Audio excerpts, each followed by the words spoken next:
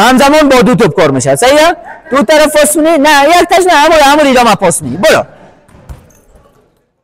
خب دقت ماشاءالله. خب رو با توپ ظریف. یکی از دلایل ازی که فوتسال جاغوری زیادتر رشد نکرده نسبت به دیگه ولسوالی ها یا دیگه ولایت ها از این خاطر بوده که نبود استاد بوده. یک استاد قبل از نبوده که مدت بسیار کم تمرین داده بوده، مدت 6 ماه اینا. بعد از اون تمرین چه رخصت شده رفته، ولی بازم با همه حالت خانه از اون آباد خیلی تغییرات آمده. تایم یکی از بهترین تایم‌های من در سطح جاغوری من تقریبا میتونم بگم که هست. این بچه‌ها یک خوبیش در کجاست که همه ایشان در یک سن سال قرار دارن. ما سن بالا زیاد نداریم در این تایم. شاید یک نفر باشه، یک نفر یا دو نفر. دیگرایش بسیار سن خوب قرار داره در سن تمرینی. و از همین جمله که 27-28 نفر هستن حدوداً یک 15 نفر الا 16 نفر بسیار با استعداد بالاست. اگر روی از اینا کار شود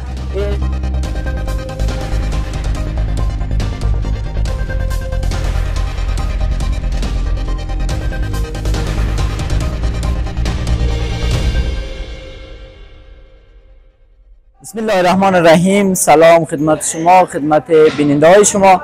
اسم است علی ماندگار، مربی تیم فوتسال اکادمی هما هستم که به مدت 4 ماه، این ماه 4م است که تمرینات آغاز کردیم. در اینجا تمرینات ادامه داره و این کلاب خودم جور کردیم. یک اکادمی را شخصی است، مربوط خودم میشه، مربوط کدام نهاد دیگه نمیشه و روند ثبت نام چی آزاد است. هر کس میتونه در اینجا به رده سنی مختلفه. فعلا دو تایم دارم، یک تایم زیری 16 سال، یک بالای 16 سال که میتونه هر کس به اینجا در رده سنی خود ثبت نام کنه و ماهانه فیس است. فیس میگیریم و تایم سالون هم مربوط خودم میشه، وسایل همه چی مربوط خودم میشه. برای از اینا تهیه میکنم و اینا تمرین میکنم. در دو تایم تمرین میکنین چی تعداد شاگردان یا نوجوانان در اشتراک دارن؟ فعلا دو تایم دارم. او رده سنی زیر 16 سال حدودا 27-28 نفر هست و دیگهش هم جوانان هست که اونا هم تقریبا 27-28 نفر هست. در کل یک 60 دانه شاگرد تا فعلا جذب شده در هر دو تایم. در دو تایم. بعد استاد فوتسال جاغوری همراهش آشنایی دارین شما و چی بخشایی را کار میکنید؟ مثلا حرفه‌ای و مسلکی چی بخشایی را آموزش میدید؟ خب یکی از دلایل ازی که فوتسال جاغوری زیادتر رشد نکرده نسبت به دیگه ولسوالی ها یا دیگه ولایت ها از این خاطر بوده که نبود استاد بوده. یک استاد قبل از نبوده که مدت بسیار کم تمرین داده بوده، مدت 6 ماه اینا.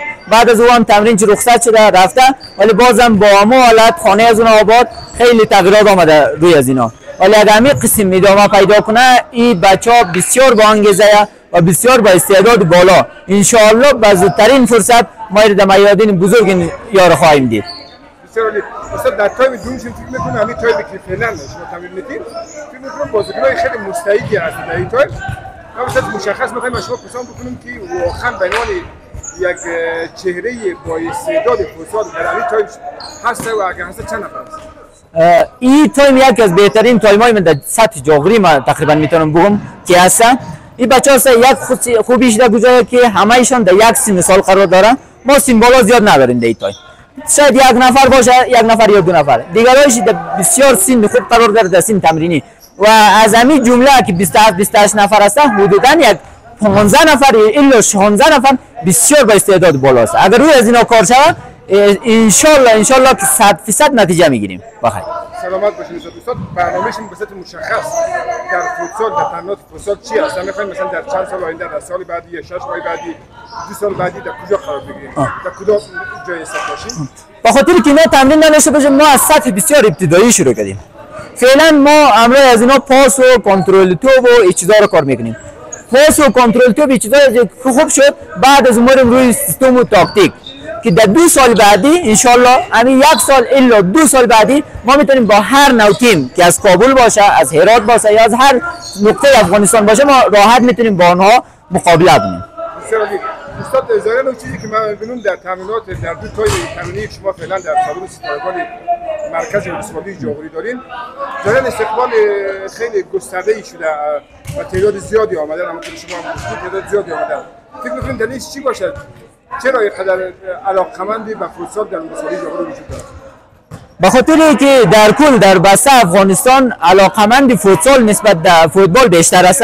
به خاطر که فوتبال نبود امکانات و نبود میادین ورزشی استاندارد است، ولی سالن‌های فوتسال خوشبختانه خیلی زیاده و از همین خاطر است که علاقمندان فوتسال خیلی زیاد هستند و فوتسال واقعا در افغانستان رشد هم کرده و کسایی که واقعا حرفه‌ای کار کرده میتونن از فوتسال خود آینده خودم بسازه. ولی اینا هم که دیده بازیکن‌های خیلی خوب از کابل چند وقت پیش در تورنمنت آمده اینجا اشتراک کرده، اونا رو که دیده انگیزه گرفته ولی اینا هم میخواد که مثل از اونا یک فوتسالیست حرفه‌ای شود و اینجا آمده در اکادمی به خاطر از اینکه دیگه از ساتیری نباشه. فوتسال از اینا به خاطر ساتیری نباشه، به خاطر از این باشه که اینا حرفه‌ای تمرین کنن و از فوتسال خود ان شاءالله برای جامعه از ما و شما اعضای خدمت کنه. استاد کلاب یا باشگاه فوتسال هما که در رأس شما هستین به عنوان مربی چند شعبه دارد؟ در کدام سالن در ولسوالی جاغوری فعالیت میکنه و بعد کدام روزها رو تمرین میکنه؟ ما فعلا دو شعبه داریم. یک در سنگ ماشه هست که روزهای تاق هست، یک شنبه، سه شنبه، پنج شنبه. یک شعبه دیگه ما هست در غجور هست، سایه غجور که در اونجا روزهای جفت هست، شنبه، دوشنبه، چهارشنبه که در اونجا تایم‌های تمرینی فعلا زیادتر است. 4 تایم تمرینی دارم ولی در این تا فعلا 2 تایم تمرینی قرار است سر از امروز یک تایم دیگه جدیداً شروع شد، به خاطر که 2 تایم دیگه ظرفیت نداره پر شده، یک تایم دیگه رو جدیداً شروع کردیم که میشه دمی سالن که سر از امروز ان شاء الله تایم دیگه من فعال میشه که 3 تایم میشه. استاد چی شد که تصمیم گرفتیم بیاین در جاغوری کار بکنیم و این است در واقع تربیت بکنیم؟ ما پیش از این در کابل بودیم، فعالیت‌های ما در کابل ادامه داشت و از اینجا بعضی از دوستا برای من حوال دادن که نبود استاد نیست، به همین خاطر بچه‌ها خیلی با انگیزه ولی الاف است در کل به خاطر نبود استاد. از همون خاطر ما آمدم باشه یک دفعه گفتم ببینم که در چی سویه و در چی سطح هست، اگر دیدم که میشه ادامه بدم. ولی اینجا که آمدم خوشبختانه بچه‌ها بسیار با استعداده، خیلی استعداد خوب داره ولی متاسفانه قبلا استاد نبوده، ولی ما از همون خاطر آمدیم برای از این مردم کمک شدیم. بسیار عالی. استاد پیامشیم در آخر پیامشیم برای جوان‌ها کسایی که علاقه‌مندی به فوتسال هستن چی است؟ پیام ما بر تمام ورزشکارها، بر تمام جوانایی که حداقل یک از رشته‌های ورزشی رو باید انتخاب کنن، به خاطر که ورزش جزء از زندگی و خیلی از چیزای بد انسان دور میکنه، مخصوصا در سن جوانی. و هر کس کوشش کنه اگر در هر رشته ورزشی که علاقه‌مند استعداد چور داره کوشش کنه اون رو حرفه‌ای ادامه بده، و زندگی خود میتونه از طریق از ورزش هم پیش برده بتونه. بسیار پیام عالی. سلامت باشید. بخیر باشید. سلامت باشید. بخشی از تمرینات شما رو از نزدیک ببینید. خوبه. خب بچه‌ها آماده این؟ خب یک دقیقه صبر استاد. خب دوستان عزیز قسمی که ببینین حال تمرین ما پاس است، پاس دوره‌ای. ما این رقمی اول ساده کار می‌کنیم، بعد از کار مشکل تر می‌سازیم به خاطر که شاگردا از لحاظ ذهنی آماده شوند. وقتی که از لحاظ ذهنی آماده شد ما کم کم می‌خوایم به خاطر که اینا بازیش خوبتر شده، کنترل توپ و پاس ایناش بهتر شده، می‌خوایم ذهن از اینا رو آماده کنیم به خاطر سیستم. حالا با ما باشین باز تمرین ببینید. دفعه اول بچا ساده کار می‌کنیم، با یک توپ ساده کار می‌کنیم رو در جایش. بازی رقم میچرخی. برو. نه ساده اثر بدی تو ساده پاس کنی میچرخی با یک تو برو. خوبه ماشاءالله. یک کنترل یک پاس. آفرین. پاس دقت کن. نام خدا. خوبه. پاس دقت کن. ماشاءالله. خوبه. ادامه. سب یک توپ دیگه اضافه کن. با دو توپ همزمان با دو توپ کار میشه. صحیحه؟ دو طرف پاس کنی؟ نه یک تاش نه، همون ادامه پاس کنی. برو. خب دقت ماشاءالله.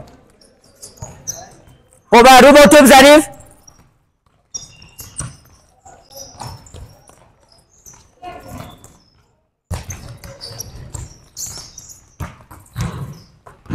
نام خدا. خوبه.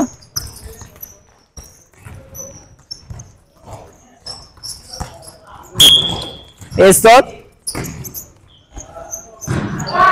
این بار با کار مشکل تر میسازیم با یک توپ فعلا فقط با یک توپ یک و دو اضافه میشه اینمی کار یک و دو اضافه میشه صحیح پاس منی شایب مورد در وسط در حمایت از او باز پاس منی زل مخالف برو امر کار کو امر شایب کار کو از او دید بیشان نام خود برو شایب اینجا خوبه آفرین بیا اینجا بیا چیکه بیا اینجا خوبه آفرین پاس دقت خب ماشاءالله آفرین پاس دقت کو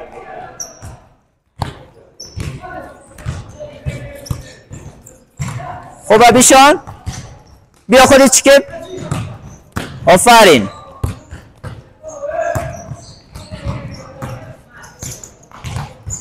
خب بایی آفرین برو خب استاد یک تو دیگه اضافه کن ما کار بازم یک کم مشکل تر میسازیم از خاطری که فکر از اینا زودتر باشه فکرش باید خیلی کار کنه در فوتسال یک تو دیگه اضافه منیم همین کارو با دو تو همزمان اجرا کنیم بیا یک نفر دیگه اینجا بیا شاید خب دقت کن این طرف کار مونه این طرف کار مونه صحیحه برو نه صبر اون طرف برو نفر رو بروز میتونی صدا بزنی آماده نبود صدا بزن آفرین شکیب آماده خب برو پاس خورا یک کم دقت کو بچه ها دقت کو پاس دقت خودی نفر آفرین نفر خود صدا بزن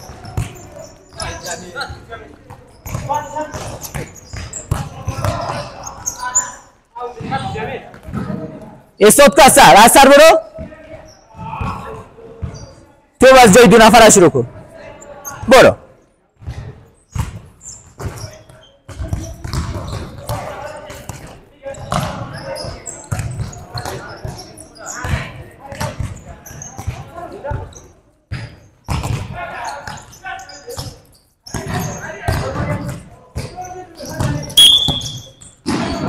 خب محتوای تمرین از ما امروز اینمی قدر بود تمرین ما خلاص شده باز بعد از باز در تیم‌های مختلف اینا را تقسیم بندی میکنیم ادامه تایم فوتسال بازی میکنیم اون چیزی که در تمرین کار کنیم میخوایم اون رو در فوتسال باز پیاده کنیم